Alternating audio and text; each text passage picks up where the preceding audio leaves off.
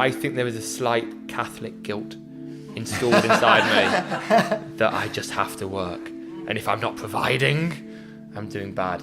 That's Adam Husler with a live audience on the Yoga Life podcast.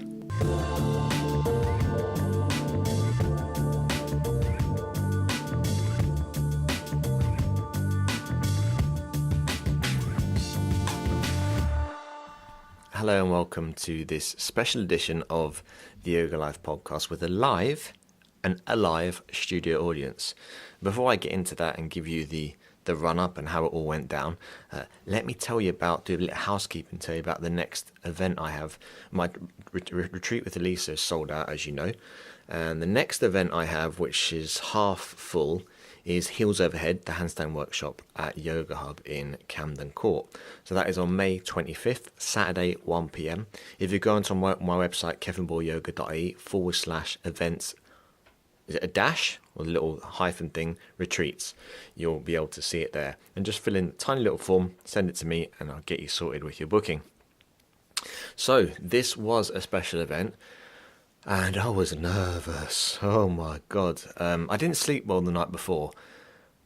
Long story, personal stuff. And not a big deal, but anyway, I didn't sleep well the night before. And do you ever wake up in the morning and you think, oh my God, I'm struggling here. This is going to be a tough day just because you just haven't slept. But you got to suck up. You got to, put your best foot forward.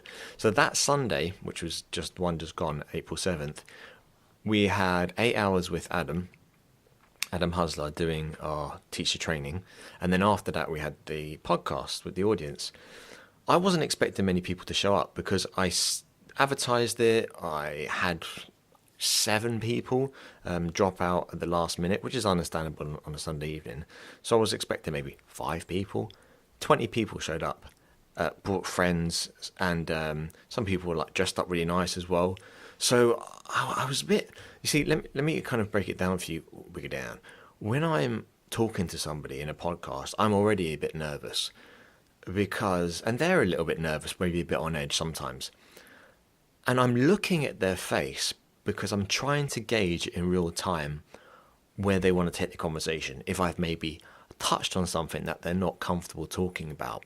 So I have all of that going on. I'm speaking while looking at them, trying to gauge where I want to take this. And then at the same time, next to me, I have people observing, and I want to make sure they feel engaged and they're enjoying it as well. And I'm taking the podcast in an interesting direction. So I felt quite overwhelmed, and I barely kept my shit together. You'll probably tell by when you listen to this.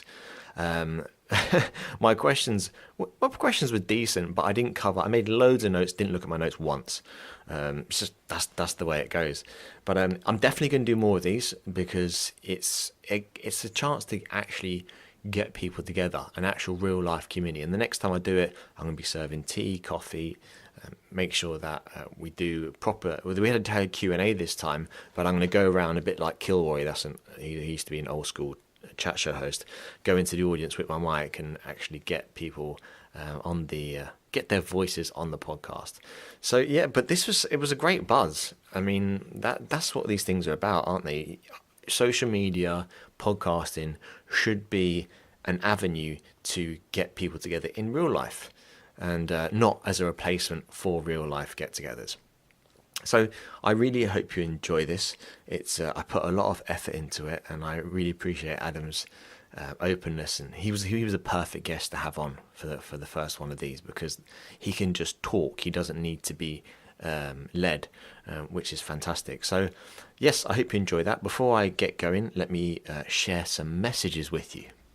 If you're a fan of wearing clothes, and you realise that general public nakedness is usually frowned upon, and you happen to be a man, or you know a man, then you can visit om.com.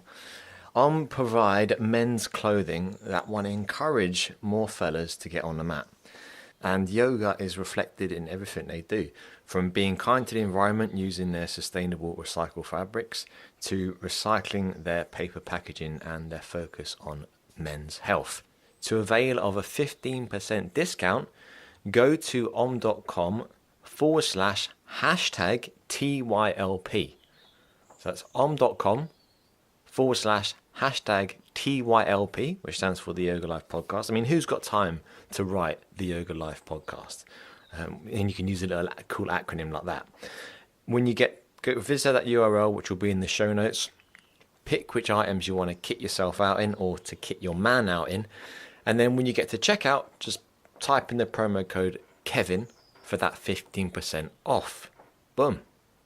If you're stuck on your sequencing or you draw a blank when you're standing at the top of your mat, why not get your sequencing game up to speed by purchasing some 108 Asana Yoga sequencing cards by Yogaroo?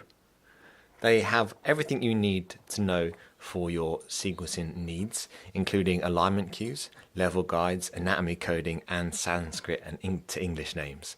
Go to yogaroo.ie, use the promo code Kevin for 10% discount. So that's yogaroo.ie, promo code Kevin, Kevin, my name, for a special 10% discount. I'm getting good at these reads. Let's be honest.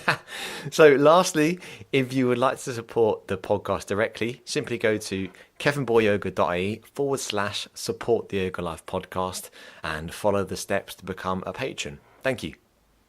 Cool. Let's start then. Yeah? Yeah, I'm waiting for you. Yeah, all right. So to give you guys the format, I'll speak to Adam for probably about 45 minutes and then we'll do a Q&A. And yeah, that's what we're going to do. So thanks so much for coming. Yeah. There really are people here. How are you?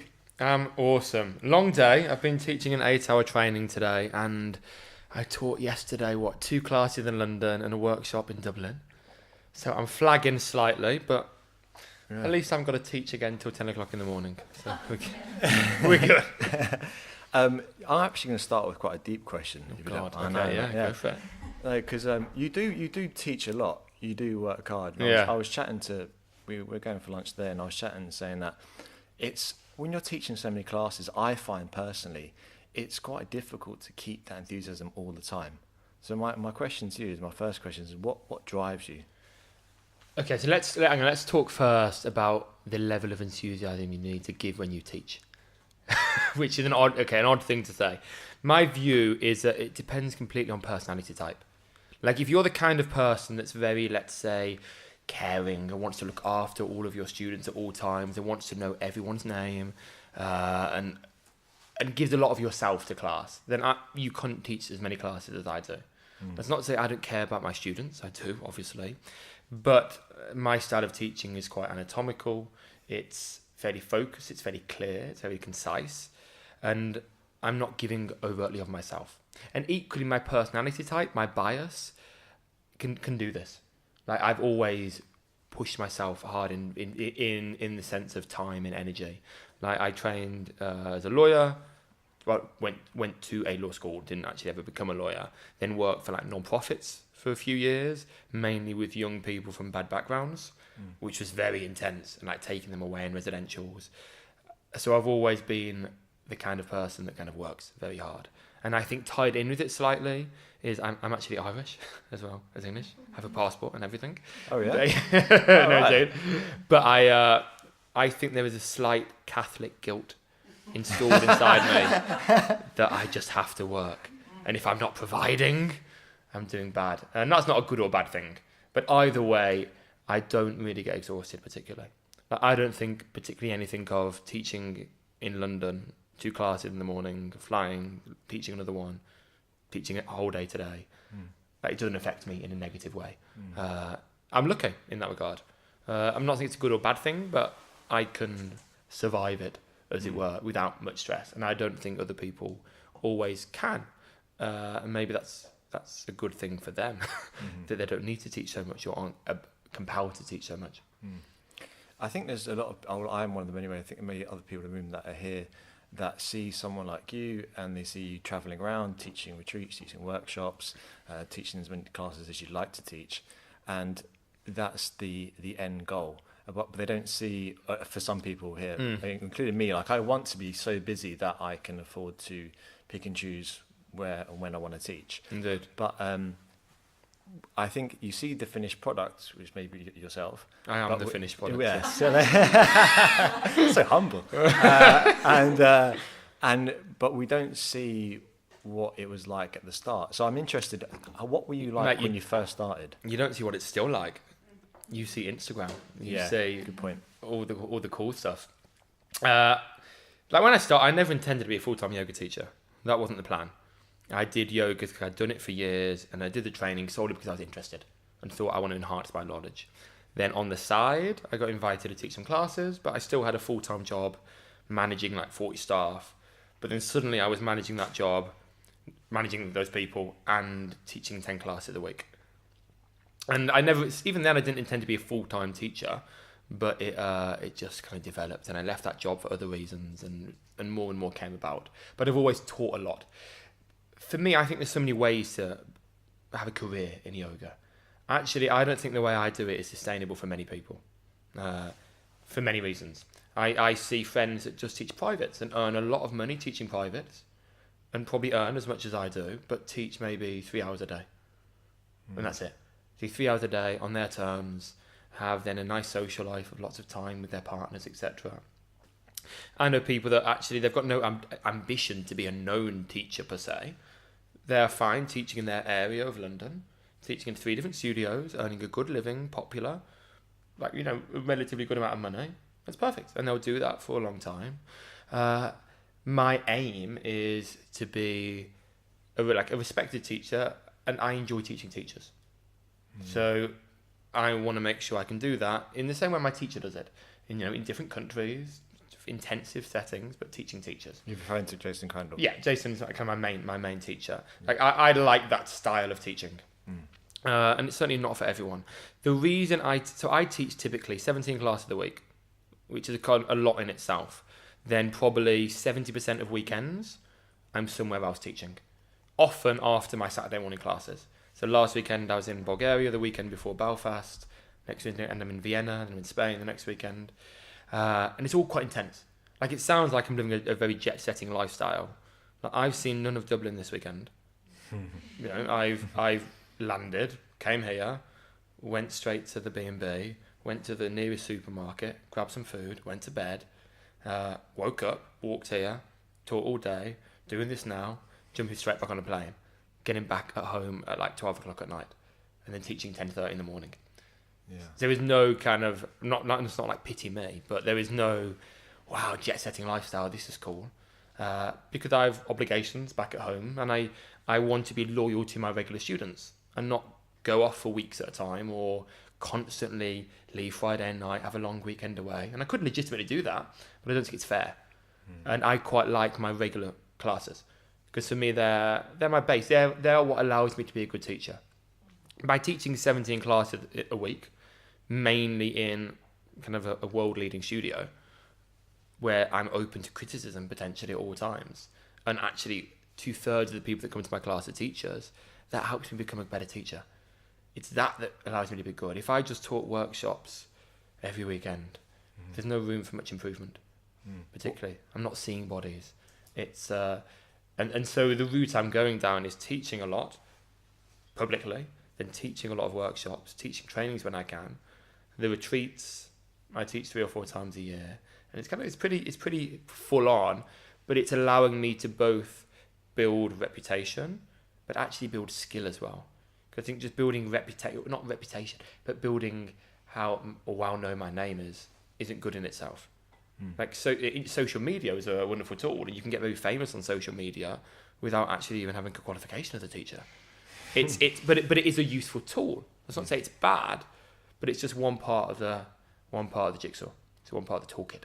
Why do you enjoy teaching teachers specifically? Because they listen to me. No, I enjoy teaching teachers more so because my background is quite academic. I kind of went to like a decent school where everyone went to Oxford or Cambridge or did law or medicine. I did the law route, so like an analytical way of thinking resonates with me. So I like to work out why.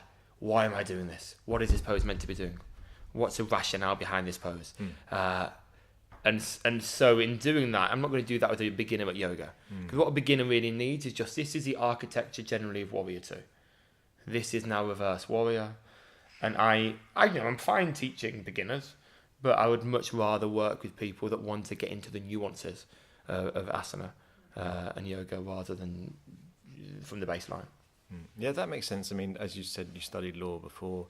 You have an analytical mindset, so you like being technical, and teachers. And why? Yeah, why is a big thing for me. Why are we doing this? Why are we doing it in that way? What's the rationale? Is it just because Granddad said it, or is it just because this is yoga law or yoga tradition? Actually, why is this pose good in that way? Actually, I want to talk about yoga law because I was recently teaching at a studio. I don't know how much I can say anymore because I got into a lot of trouble basically making a reference in a podcast that I made. But all I'll say is I taught in another studio. What's that? Not Yoga Hub. I taught in another studio, and I've forgotten my question. My question was.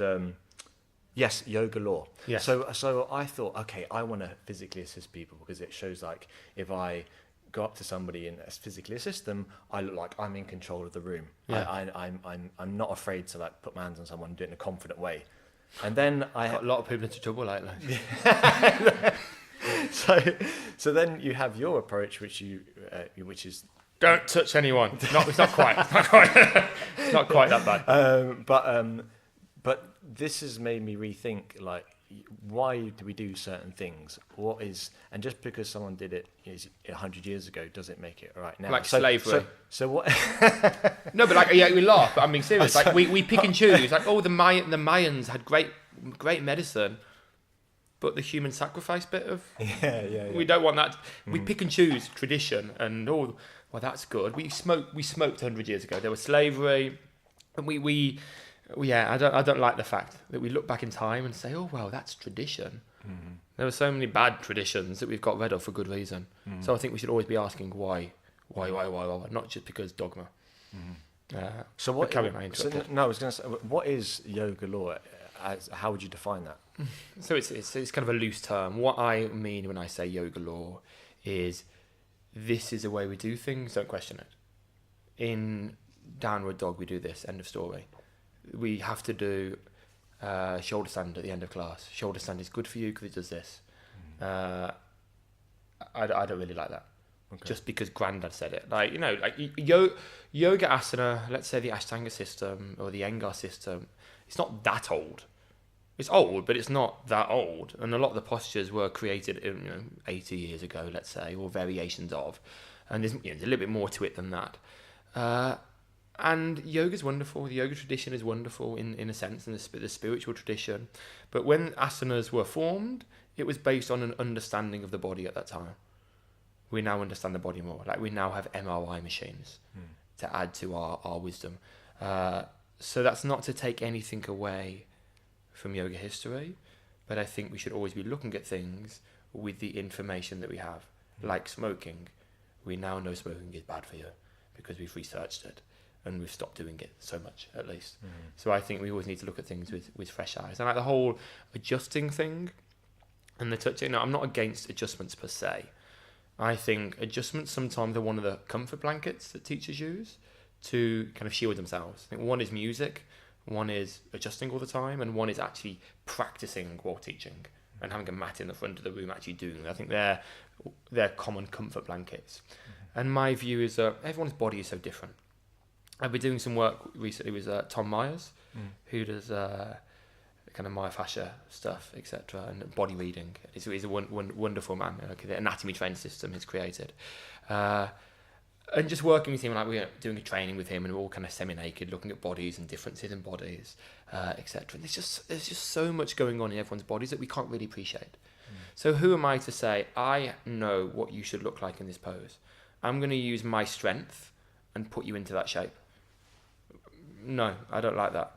I would much rather someone build their own strength, build their own movement, so that they can explore the pose on their own terms as part of this practice of self-inquiry. They can build strengths where they need it, they can open up where they need it, and they can explore the pose themselves. I'm all for giving slight directional feedback, like a little bit of adjustments in downward dog, etc. But me using my force on them, I don't think is particularly good for them or needed, actually. Like if someone wants physical therapy, go and get a Thai yoga massage or a massage. And equally, I think the whole touch thing, I think actually people haven't really consented to that. I can choose my intention when I touch someone is always there, but I can't choose how it's perceived. I think I said this in the last podcast. I can't choose how it's perceived. I don't know what's happened in someone's past, so far better to not go to that terrain and just give them a space where they can just have a practice without me getting involved with my lavender spray. Stick up behind them. You know, when I did my 300 hour last year, I was shocked at the amount of people that were resistant to social media on the 300 hour. They would say, I'm really struggling to get workshops, to get classes, to get, and they would normally correspond or correlate to them not wanting to use social media or being afraid of it, or maybe not even just not understanding it. And you're quite prolific on social media, and you do it in quite I think a tasteful way. I mean, I know personally speaking, when I decided to be a yoga teacher, I looked at other male yoga teachers like Dylan Werner with covered in tattoos, suntans, doing one-hand handstands on a beach. And I thought, I live in Dublin. My plank is pretty good. And I thought, I don't want to be whipping off my shirt and showing my pasty skin all the time, And then I seen yourself and other UK-based teachers, and I thought, oh, this can be done in more like an urban way and more in a bit tongue-in-cheek. Like, I'm not the kind of person I don't have wisdom to drop every day. Going, live every day like it's your last. I'm not that. Sometimes I don't have anything necessarily helpful to say. And you then need to buy a quote book by Rumi. Just like copy and paste. Yes. My point is, like, I seen yourself and a couple other Michael J. Wong as well, and seen what they were doing on social media, and realised how it can be used to in a constructive way, and you can get. I mean, since I started using social media regularly, it's made a massive difference to my success as a yoga teacher. My question to you is, do you? Well, firstly, what's your views on social media to use as a yoga teacher? Yeah. Is there a second part? Yeah, and secondly is, how do you maintain your mental health? Because I find myself Sorry, mate. Gin and tonics. Yeah, I know this is a big one. The things I've been so careful about what I say on social media. Like, I don't want to seem like I want people to feel sorry for me, but I do find myself developing this kind of dull undercurrent of slight anxiety that I never had. I don't think I had before. In what way? In the way that people view you? In the way that I'm always like, I better post on my phone. I should share this moment on my phone. Because this is a wasted moment if I don't share it. Okay, yeah. And I find myself, I said to my missus, like, no bedroom, no phone in the bedroom at all. And now I have the phone in the bedroom. It's the first thing I look on at the morning, and I'm conscious about my own mental health. And I'm curious as to your view on social media and how you maintain mental your health sanity. Right. I think for me, social media is just a tool. That's all it is. It's a tool. It's part of the package. 10 years ago, we were doing leaflets, okay? And just like you can use social media badly and like put like naked photos of yourself on doing weird poses, I could have put that on a leaflet 5 years ago. Every tool can be used badly, I think, ultimately. So I think there's nothing wrong with the tool. If you don't like the tool, don't use it. But don't moan that other people are using the tool. Like, often either the people that sometimes moaning are the people that often aren't working hard anyway, aren't teaching many classes, don't do any flyering, don't do anything to get their name out. Nothing. But they just expect workshops to appear. That's not the real world, is it? You need people to find out about you. You don't need to use social media. Like one of my friends, Adam Husler, he's on Facebook, barely. He has no Instagram. He's come here. He's a great teacher. He has a good newsletter. He spends time recording like podcasts and like recording his classes and sharing that. There's other ways to do it, but social media is just one way. And I've always used it. And I don't think social media makes you a good teacher. You can be prolific on social media and be a bad teacher. I know some people that have like the most incredible practice because they're an ex-gymnast, they're good looking, and to look at them, they're like an international teacher. Actually, they assist in a studio, and their international teaching is teaching a retreat once. But if you look at their social media, it's international yoga teacher. So you can use it badly, but I think it's up to students and studios to look into the people. I don't think anyone's ever booked me thinking, oh, he looks good in that pose, he'll do an amazing 3 workshops for us. I think, be like, okay, captured attention. Who is he? Okay, looking down his feed, I can see he's about a little bit. I can see he's teaching some big events. Click on the link. Oh, his website. What's his background? What's his training? Where did he teach? Oh, he teaches Tri-Yoga. That's a really respected studio. He can't be that bad a teacher. And I think studios read into it, and I think students read into it. But just putting yourself out there in a way that has integrity is not a bad thing. But you use it as an extension of your teaching, because I noticed some of your posts will they refer to alignment or anatomy or something like this. Instead of it just being a tool to simply capture, you're not doing it just to get attention. You're actually doing it to extend. Because someone said to me yesterday, actually, that how you, after the workshop, like, oh, how Adam is in real life is exactly how he is on social media. Perfect. That's good. That's good marketing then. Awesome. Vicky said that. And I thought that's it, isn't it? Because if I seen someone who was like over-sexualizing themselves, I'm not, male or female, and then I don't think that would make me think, okay, I'm going to go to their teacher training because they stick their bum in the air or whatever. Occasionally that's never. Oh no, dig upwards. But for you, for example, it could be like having your shirt off, not having your shirt off. It's like, what are you trying to? So for me, I want people to see my social media and want to come to my class or a retreat with me, or come to a training with me. One reason is because that's what I enjoy, and that's what I do. I'm a yoga teacher. Part of it is financial. I want to be successful, and that means I need people to come to the things that I do in exchange for money. So part of it is that as well. But that's what I want. I'm not trying to be famous. I'm not trying to get sponsorship deals. But occasionally, if someone says to me, "Oh, would you like some vitamins, and we'll pay you to do a photo with them," I'm like, "Well, I take vitamins anyway, so why not?" But if someone says to me, "Would you like these new leggings that we've created that are colourful, and we'll give you some money?" I'm like, no, because I don't wear them. It's irrelevant to me. So you can monetize it slightly, but I try and monetize it, if ever, in a way that actually is legitimately things that are part of my life. In terms of how I share my life on social media, I'm awful at taking photos. As in, I don't want to be going to every class and every workshop being like, let's quick photo, guys, group photo. Here's me doing this. Here's me doing that. Do a quick I couldn't do it. It would stress me out. So when I take almost all the photos on my social media are photo shoots where I've either paid a photographer to be with me for like 3 hours and just kind of walk down the flat, or like it's been actually a photo shoot for a brand of some kind, or it's been someone in an event taking photos of me, and I just put them on a Dropbox and I just pluck them out in random orders. But very rarely is it that I've stopped someone at some point in normal life and said, please take a photo of me. Part of it is because of the quality of the photo, and part of it is just I don't want that to be part of my life. Yeah, not every single day. Like, I've taken no photos while I've been here. Yeah. Particularly, I did it on an Instagram story, but I've taken no photos of like, oh, quick, take a. I've done none of that. I couldn't live a life like that.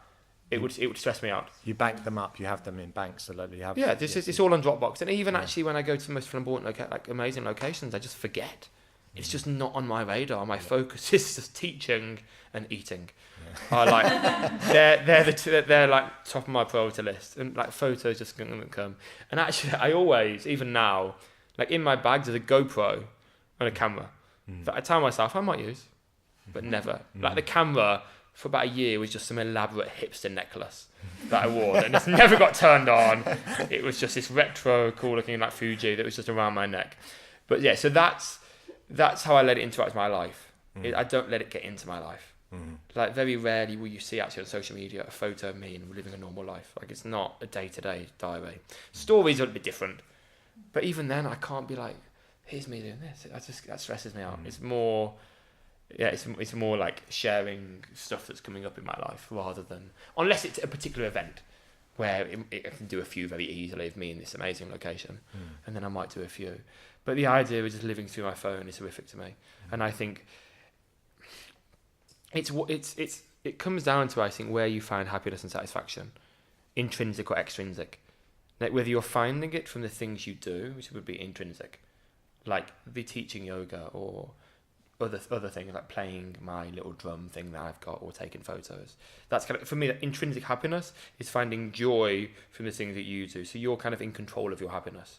It's trying to find happiness from extrinsic values is me saying, I'm going to play my drum, but while I film it, because I want you to be approving of me playing my drum. And I think that's where a lot of us go wrong. And the people that film their yoga practice, you can't. Anyone on the podcast can't see me. I'm doing the little finger thing, like the bunny ears that film their yoga practice. I can't understand why. Like I really can't understand why you'd film your yoga practice. Because all I'd be doing if I was filming my yoga practice is thinking, where's the camera? Where is it? And it's just doing the right pose, or I fell out of that. Oh shit, maybe I should do it again. Or I finished my practice now, rather than being peaceful, let's just check the footage. It completely takes you away from the practice. I just wonder why. What does anyone get from seeing like a fast-forwarded version of your yoga practice every day?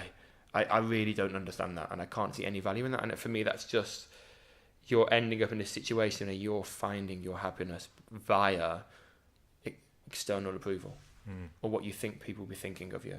And that's not a way to live a life. And that will fade. Yeah. And if you've spent 20 years doing that, you're going to end up very unhappy. On this, staying on this topic, I've experienced my first, I don't know what you'd call it, maybe trolling. People are trolling me. Oh. Yeah, quite heavily actually in the last few days. In what way? What they've done? Calling me a white supremacist.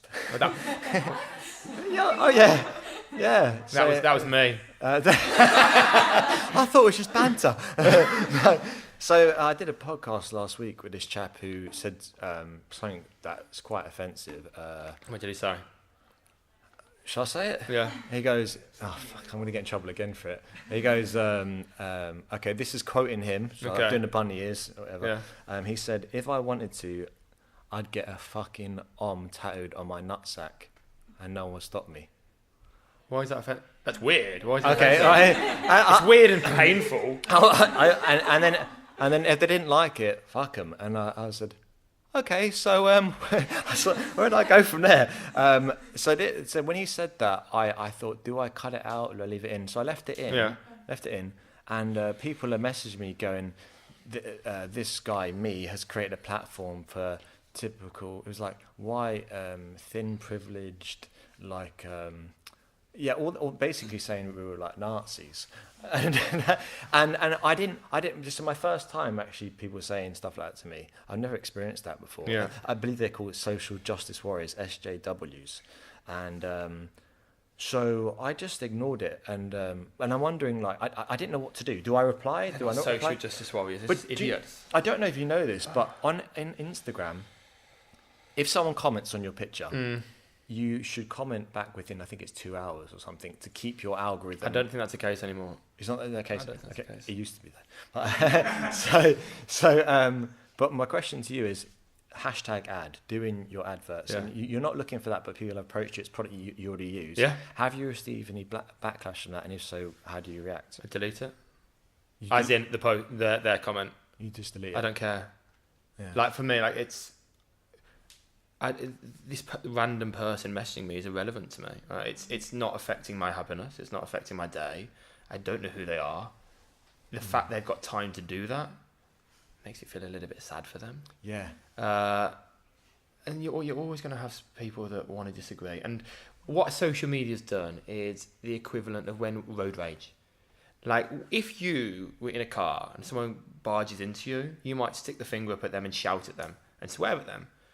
But if someone did that on the street and just walked in front of you, you would not shout at them and stick your finger up in them and swear at them. But everything's now at like really high speed and very anonymous. And I think that's kind of what social media's done. Is people are more willing, because there is zero consequence.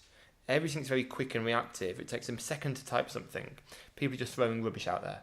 And some people have some satisfaction in that. And instead of trying to change the world around them, it's far easier to just complain about things that aren't going right for them or things they disagree with. So my view is just delete it. Okay.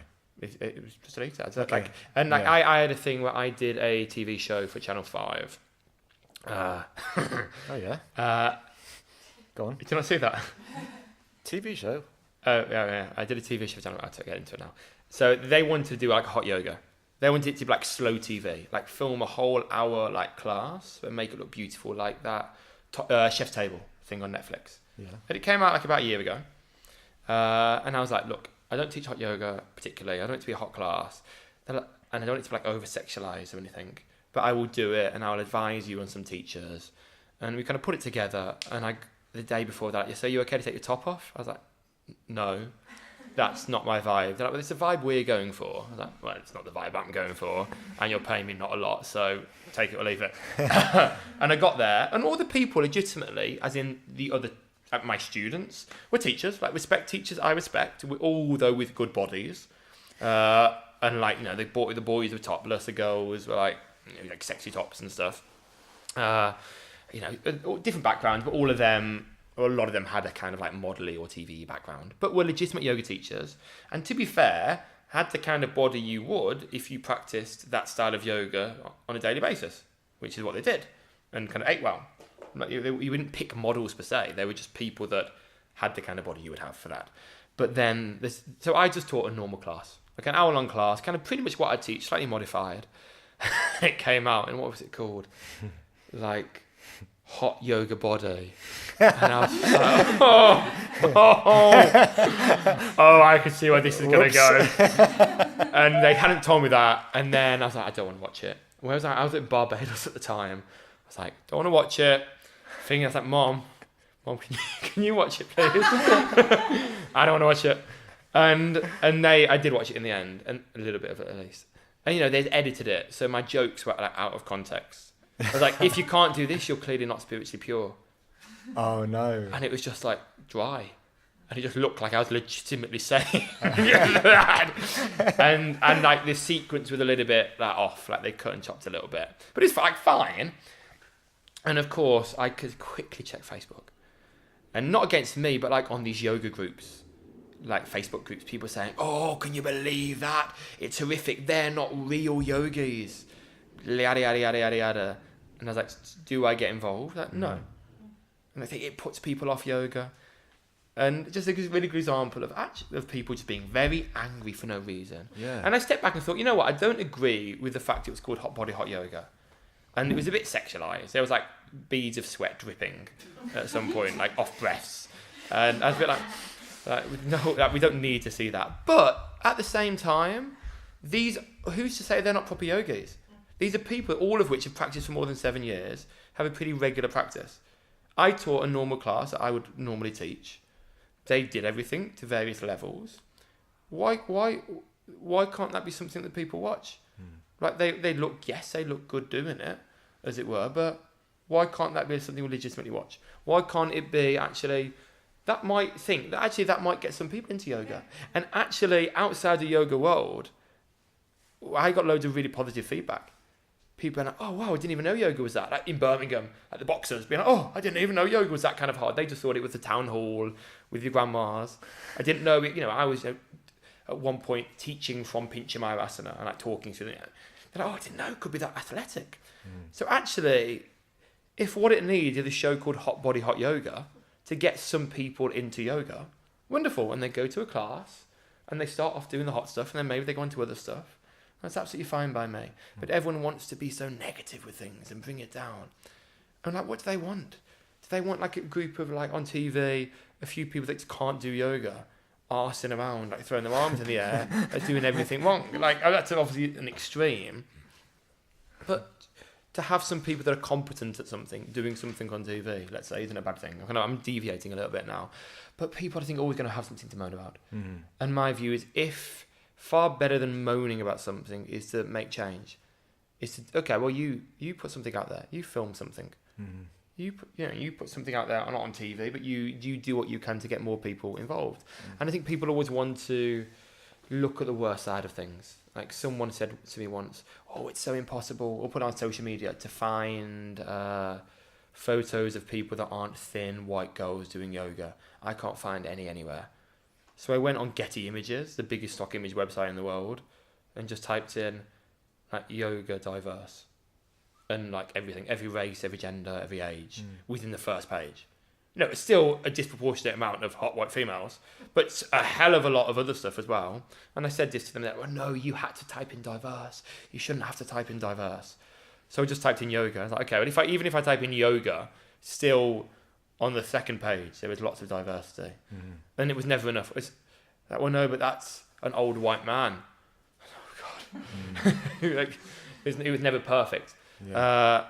So I think that's not to say things shouldn't change. Things should change, and we should encourage more in that context diversity in yoga. But I think people always want to look at a slightly angle towards a negative. Yeah. I think that's just media's fault for that. Yeah. On our love of negative news and things going wrong. Yeah. Yeah, and also, I mean, we get fed this information that we already read about, so we live in a bit of an echo chamber ourselves. That's why I like podcasting, but God knows how many hours of podcasts I've recorded, and I say one thing that is offensive, and I get a quite a feral backlash. But yeah, How many people follow your podcast? Loads. Okay. Hello. No, but no. How many? So it gets just over 1,000 listens, unique downloads a week. Well, that's okay. That's 1,000 people a week saying, I really like what you do. Cheers. And one saying, I really like what you do, but I'm going to be a little bit bitter anyway. But still following you and listening to it. So the stats are on your side. Yeah, true. Okay, good. That what is... debate? You had 99.9% approval rating. Yeah, it's a win. I think it's just first time experience that it kind of rocks you a little bit. You're like, oh yeah, someone can call me that. Anyway, so do you apart from photography, do you outsource anything else, or do you everything yourself? Well, photography, I'm not really outsourcing in that I still have to be there. But time wise, it's not outsourcing. You're probably double. No, but so time wise, so someone else. No, everything is me. Everything yourself. Everything. Yeah. Okay, so my fiance is helping me do the retreat. Okay, so no, actually, a lot of the retreats I do with a company, which I work very closely with. I love her to bits, and she's great. So she does a lot of the organising and logistics of the retreat. So I just turn up and teach and do with the promotion for it. So the organisation, but these retreats are like amazing as well. They're not basic. It's not just like a retreat centre. They're like complex things. And then Holly, my fiance, is kind of leading on the coordination of this Spain retreat we've got going on. Yeah. But beyond that, everything is me. I have an accountant. Yeah. Yeah. Actually, I want to speak to you about that. That's another thing. But no, because my accountant. I assume he doesn't listen to the podcast, but you're sacked. I've just hosted my first. Well, I put tickets on sale last week for my first retreat. Yeah. On Friday, and it sold out on within 5 days, which is great.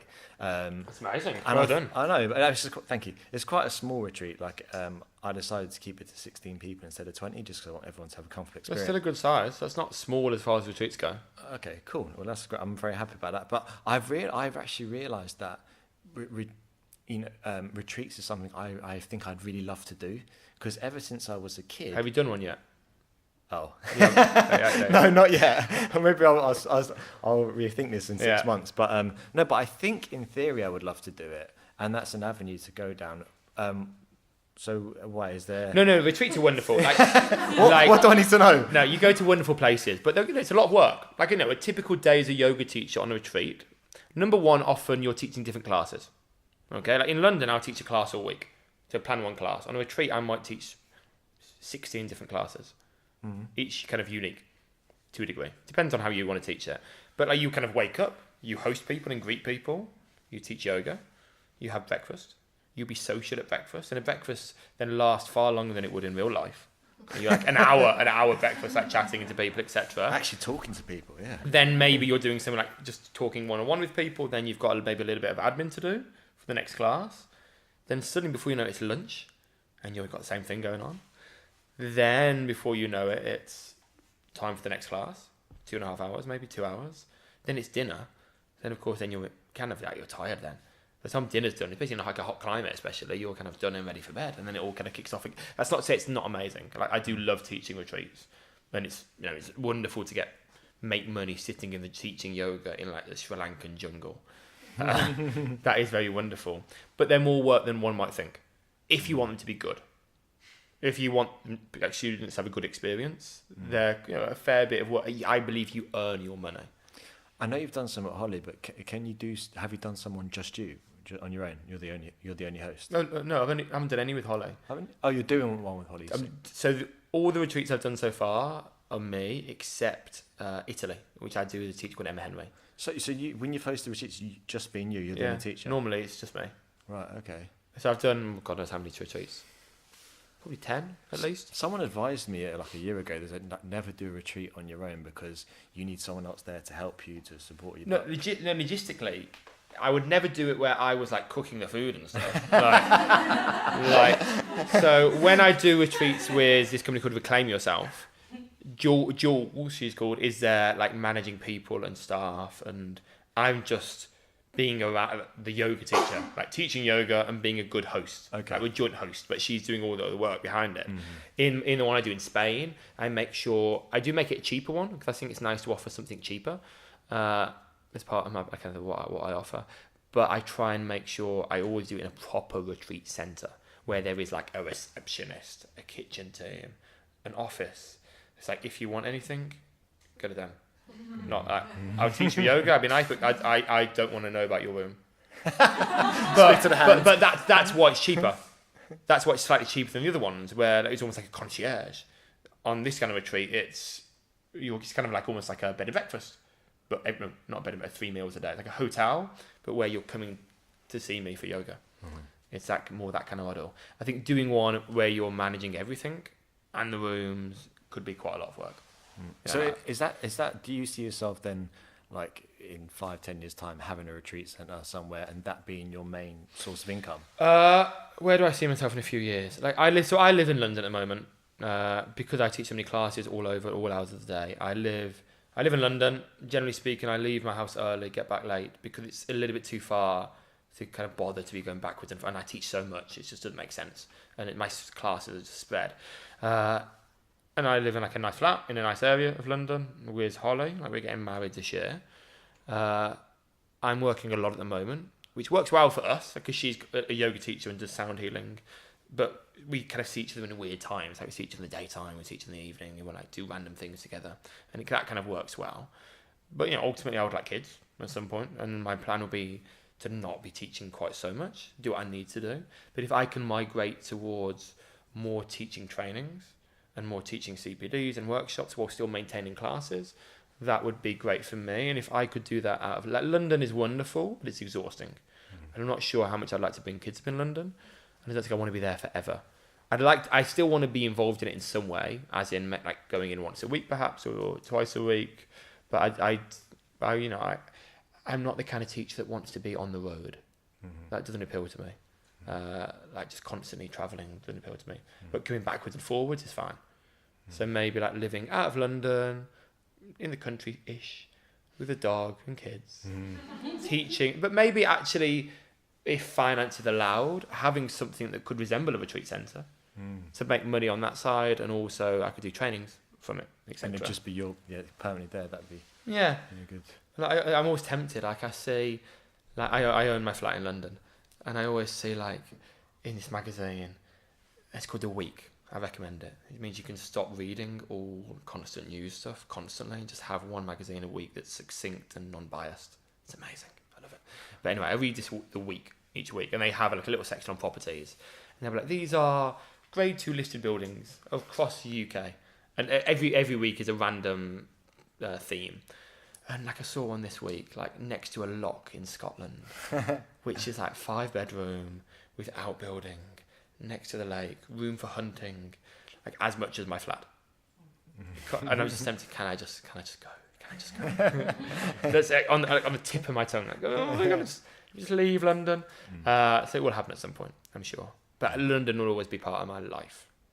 And it is, for the near future, I'm in London. Yeah. Cool. Right, should we open up to the floor? Oh, go on then. Yeah. I'm wondering, shall I grab the mic and go around to people? You gonna? Anyone have a question? Or you could repeat the question. Yes, I'll do that because I might trip over people. Who has a question? Put your hand up. So how do you balance, like when you're traveling and teaching, your own self-practice? And when do you do that? I don't actually do yoga. Sorry. No. The question there. So the question was, how do I, when I'm traveling so much, how do I do self-practice? How do I balance it? My practice changed a lot. I used to be very much into like the big poses, the big dramatic poses. I don't really care about them anymore. Like they don't do anything for me. I find Warrior 2, and I talked about this weekend, like the nuances of things like Warrior 2, far more interesting than me sticking my leg behind my head. And due to years of focusing on flexibility, I started to notice lots of instability. So now, actually, instead of going to yoga classes, I like lift weights twice a week. That's perfect. So when I do my asana practice, it's often quite simple. It's just squeezing in between classes where I can. Maybe if I can squeeze in at home in the morning. It's not regular. It's not like I get up at 5 o'clock and I have my asana practice. It's just squeezing in what I can. And sometimes it's very functional. Sometimes it's just like, I've been sitting on a plane, I just need 10 minutes just to get into my body. That's sometimes all it is. It doesn't emulate a class. It's just 10 minutes of like 3 poses getting into my body plus some meditation. That's all it is sometimes. Sometimes it's a little bit more complete. And I'll be like, actually, you know what? I want to do some handstands today. That's rare. But sometimes that's what I would do. And I'm pretty lucky that I can still do a lot of the impressive stuff when I need to. For now. For now, that might go. But for now, I can still do the quirky stuff. But I don't care about it and I don't practice it. Make sense? That's one. Yeah. Great. Thank you. Who's next? For a newly qualified teacher starting out, what's the one piece of advice you wish you'd gotten when you were starting out? So Right, that the question was. Oh, you go. No, you do it. You do it. I shouldn't I as the host? For a newly qualified teacher starting out, what's the one piece of advice you wish you had when you started? Oh. Do you know what? It's odd for me because I never intended to be a full-time teacher. And I think a lot of people now are doing trainings with this intention of career change. Not all, but with the intention of career change. And I don't think that's the best way to go into it. Because then I think you force it. I think when you do a teacher training, you've actually got no idea if you even like teaching yoga. You've got no idea if you even like teaching. I didn't think I'd enjoy it. You've equally got no idea if you'll be any good at it. No matter how many trainings you've done, some people just won't be that good at teaching yoga. Or teaching full stop. And some people will be amazing. It just depends on like so many variables of personality type, your ability to kind of articulate yourself, to convey information, etc. And you ultimately don't know until you've done it a little bit. One thing that I don't think I wish I'd heard anything, because everything happened for me luckily quite organically because I wasn't trying to force it. I wasn't trying to go anywhere or achieve anything. It just developed. But one thing I did do that I think really helped me was teach a hell of a lot to begin with. I was quite lucky that I managed these buildings, and so I had space. But there were some Saturdays where, for free, this is during my training, I would teach like 5 classes to mates. I'd put it on Facebook, who wants a class? And people at 1 o'clock, like, oh, I can't do 1, but I can do 2. So I teach 1 at 1 o'clock and another 1 at 2 o'clock. Sometimes it'd be one person. And that allowed me to initially find my voice, as it were, and work out like if I even like teaching, am I good at it, getting comfortable with it. And then I continued that once qualified, but with that £4 classes. And I did loads. And then every class that came, I just took it. Even though I was working like a ridiculous, I was very single at this period of time. Like, I was working this like full-time job, like managing all these back. We're often getting in at like 7 o'clock, leaving at like 7 o'clock. Boxing, which I used to be a boxer, like that just fell off the radar completely. You had to. And just kept teaching classes like every night and every morning. And it just allowed me to work out, number one, build skill. Because you can only get good at something practicing. And I think a lot of people think you'll become a good teacher by doing loads of trainings. No. You'll become a good teacher by, it's almost kind of, it's like a sense of arrogance, I think, sometimes. And people do a 200 hour, then almost immediately a 300 hour. Like, do you really think, after your 4 weeks doing that 200 hour, you've processed the information, really absorbed it, and had a chance to apply all of that skill?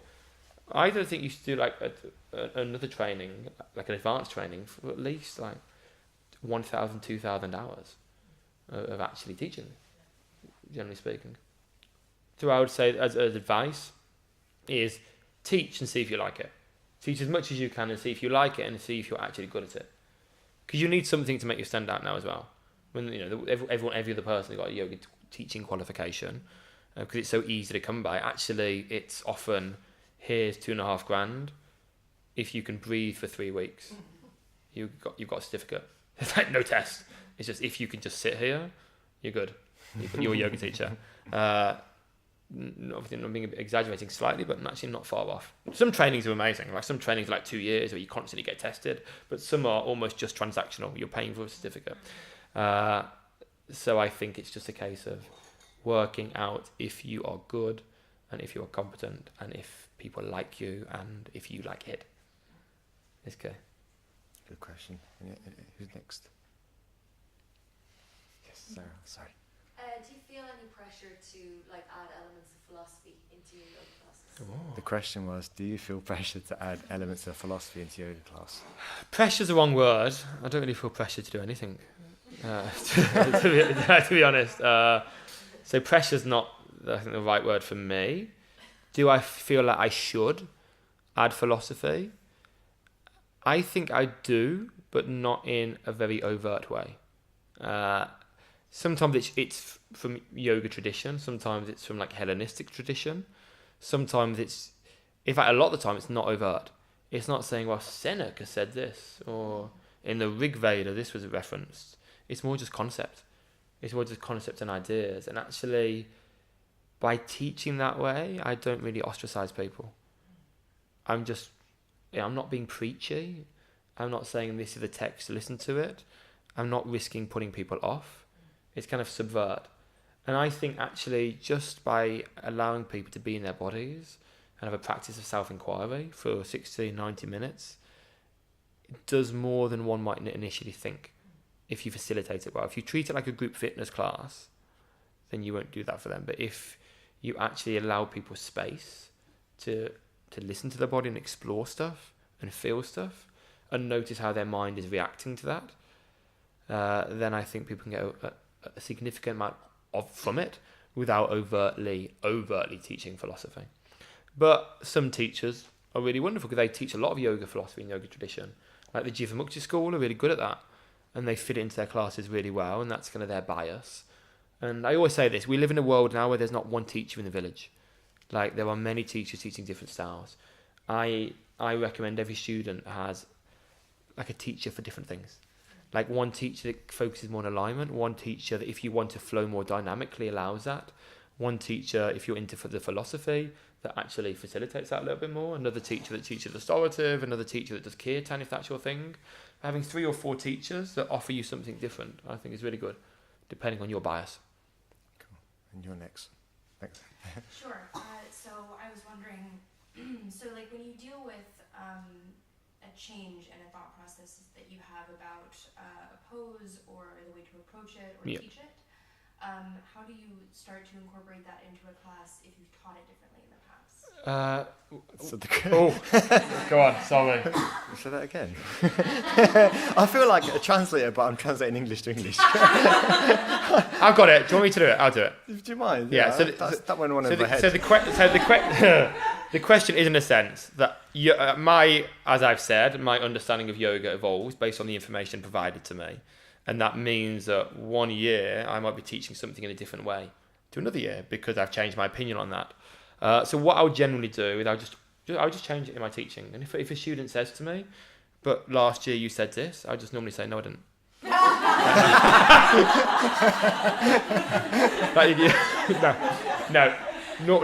Normally kind of, I think it's just being honest, just being like, actually, I've learnt more stuff. Actually, I've changed my mind on this. I've had some information presented to me, or my teachers worked with a spinal surgeon this year, so actually I've changed my mind, and that's fine. I think that's a sign of a good teaching. Yeah. When you can be presented with new stuff and change your mind, that's a sign that you're actually trying to learn. It's dogma that kills us when we do the same thing the same way forever because that's the way the teacher said it and end of story. So I'm not nervous when I say to teach, oh, that thing I taught last year, yeah, I don't like it now. But normally it's because X, Y, Z, because of this, because of that. And any student of mine is normally like, okay, fair enough. We'd probably come to the same conclusion. So yeah, so there's no like insecurity in that. I think we should always be evolving. And I hope that I continue to teach things in different ways. Oh, follow up question coming, yeah. So I guess I'm wondering, like, do you explain in class? Do you say sort of like, I've been teaching it this way, but I don't know. Okay, so the follow-up question is then, do I really explain my change? It depends. Like, if you had students, you were like the only teacher in the village, and you had students that were just with you and only ever came to your class, then it's kind of like, I have so many students from everywhere. Yes, some students have been with me for 4, 5, 6, actually maybe even like longer than that, like many years. So normally there's not that conversation of, but you said this year. Normally I just, in that moment, will explain why to do it that way. Some of them might say at the end, oh, that doesn't seem to ring true. But very rarely will there be an issue. It will just be, this is how I teach it. And in the way I teach yoga, I explain why a lot. And I often will do it at the start of class as well. Like, we're going to be doing this today because of this, and I want you to think about this. So normally the conversation is there, pretty normally. Great. John? What's been your lowest point? In life, or And your career, your path, your road? lowest? So I thought I went deep. So this question is... John right at the back in a very deep Scottish voice says, I won't do the impression, but what's been your lowest point? The lowest point in my yoga teaching? Lowest point in my practice career was, this is kind of a light-hearted one. So I've got to do a few. So one was, started light-hearted, was when I bought some eggs. They smashed in my yoga bag. Realised when I was about to get my kit out, and I was like, I want to practice yoga. I'm sure it'd be fine if I just put them in the sink. And then, like, this is the hot class. Like, 10 minutes in, I was like, just this rancid smell of egg was just like spreading around the room.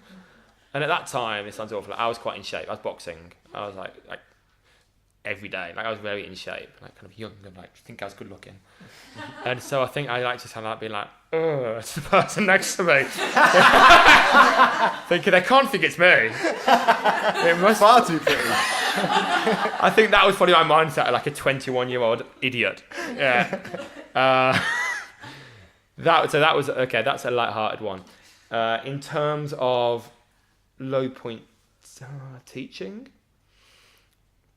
I guess like lowest point was when I had like some stuff maybe 2 years ago, when like at a point where yoga became my whole financials. Like everything was now dependent on yoga, and my ability to make money and pay rent was dependent on yoga. Like everything was. And I'll get into it, like I'm kind of over it as it were. In the space of like 3 months, I got attacked from behind. So this was, when was this? This was, I'll do the timeline. So I think January, like the 3rd, someone barged into me, like I was like, what are you doing, lads? Carried on walking, this is after class, and they like attacked me from behind, split my eye open, but then I went into like boxing mode. But then they kind of like scarpered. So I was like emotionally fine, it wasn't like I'd been violated, but my eye split open. Then 2 days later, my mate was like, I don't need the stitches. 2 days later, my mate was like, he came to class, like, let's go for dinner. I was like, mate, it's like 9 o'clock. I don't want to go for dinner. I want to go home. He had his motorbike. He's like, no, just jump on. I was like, let's just go around the corner. It's like, no, let's just jump on. He lasted about 10 seconds before he just fell off, broke my foot, ripped a ligament. Like the ligament's still gone in my foot. So that, as a side point, that was quite a low point, because I thought like sitting in the hospital thinking, I'm fucked. Like, my mate has had a similar thing when he was much younger, and his foot is like a slab of meat now.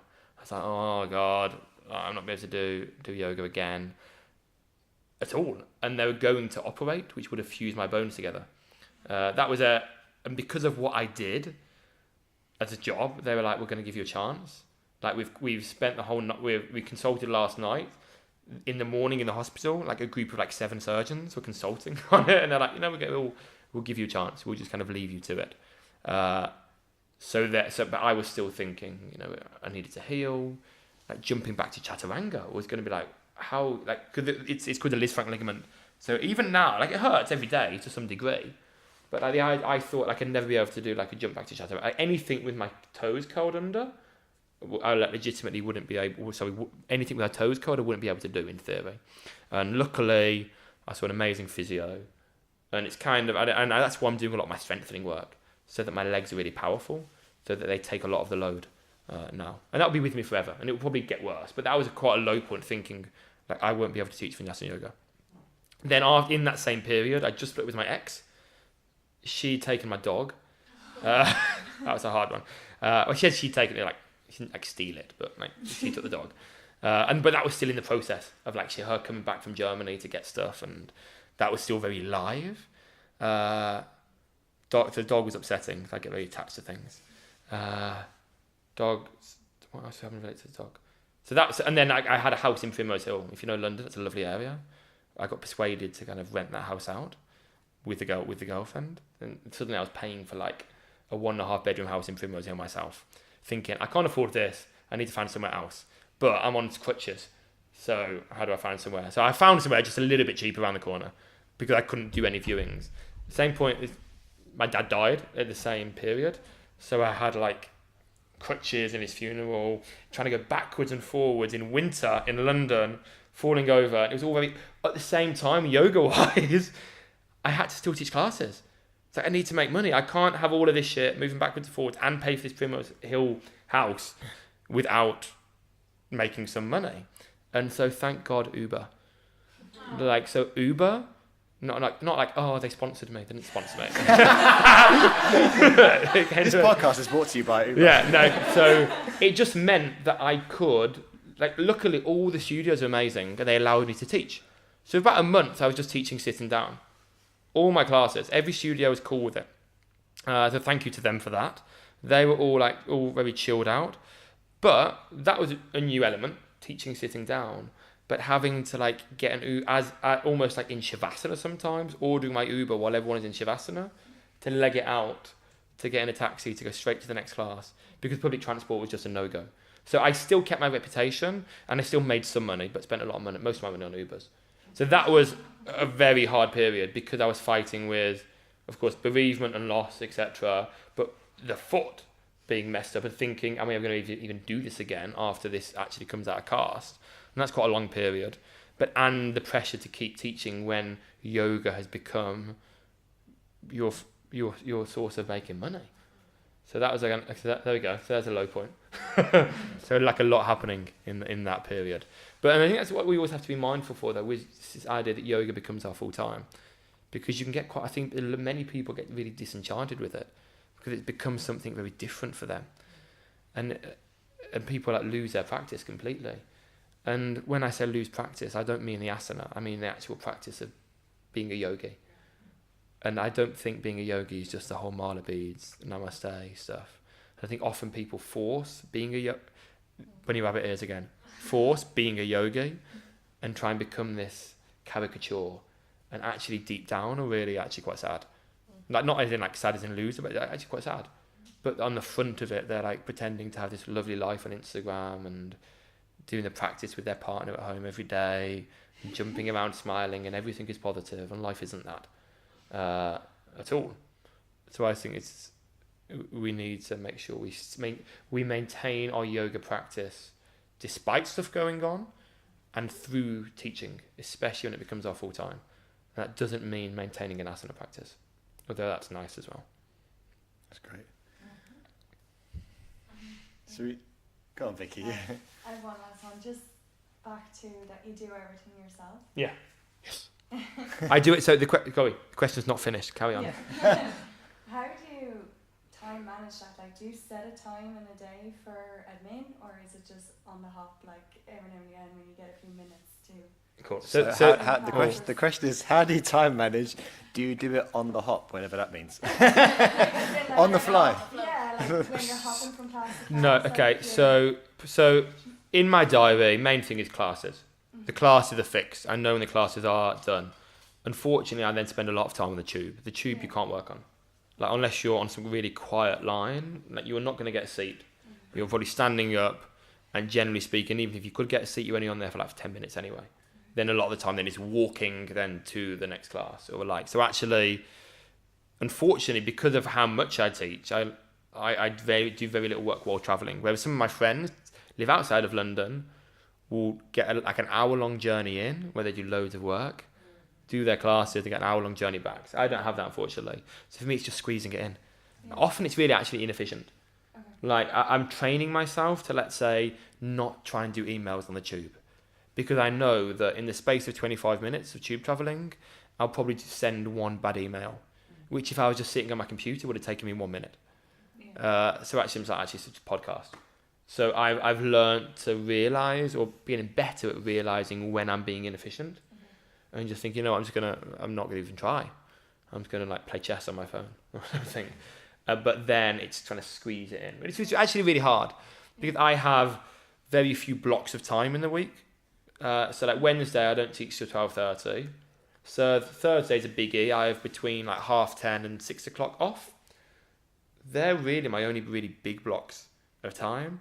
So if someone wants a meeting, that's got to go in one of those. Or if there's something unusual, if someone wants a private, it's going to like, I don't do many privates. If it's an interesting private, I might have to squeeze it in there. So it's actually very hard. Yeah. It's very hard. But when I go home, I try and be present. Like I put my phone away. I have a second phone. It's kind of got an emergency number on, which I try and use where possible. Which actually means that I've never actually used it to call anyone, but it's there just in case. So yeah, where I try really to put my phone away when I get in and just leave work. I try and park it, because I think that's really important. So I really value my relationship, and for me that's the important thing in my life. The relationship, and like the yoga is facilitating that, but that takes precedent. Yeah. Nice. Cool. Should we wrap? Yeah. Anyone else got any questions? Awesome. No, cool. Thank Adam, you very thanks much, a lot. guys. Thanks so much. I can do promo now, can't I? Oh yeah, go on promo. Let's do promo stuff. All right. All I was going to say is Instagram is Adam Husler. I've got lots of CPDs coming up this year, all around Europe actually, Vienna, Zurich, Bulgaria, we're planning, and a few other ones. So they exist. There's rumours about me doing a 200-hour training next year. Those rumours are true. But it's not released yet, and the details aren't confirmed. But that's in the pipeline, happening with some awesome people. But yeah, that's it, I think. Thank you so much, Guy. Thank you for being here. Yeah, thanks. Cheers. Cool.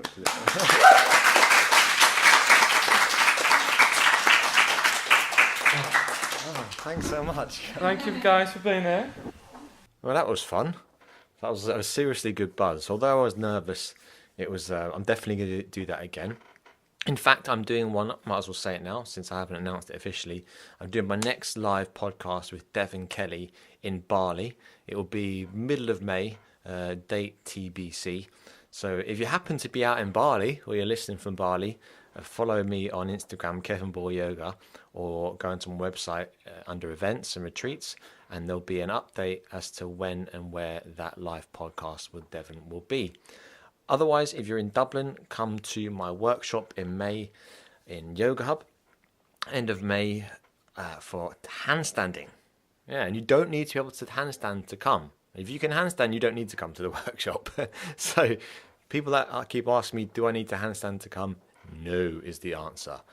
Come along, check out my website, kevinboyleyoga.ie/events and retreats, and you can fill in the little form there, and I'll get in touch with you and we'll get you booked in. Before I let you go, remember to go to om.com/TYLP for 15% off eco-friendly, cool-looking, active men's clothing for fellas that like to do a little bit of yoga. That's om.com/TYLP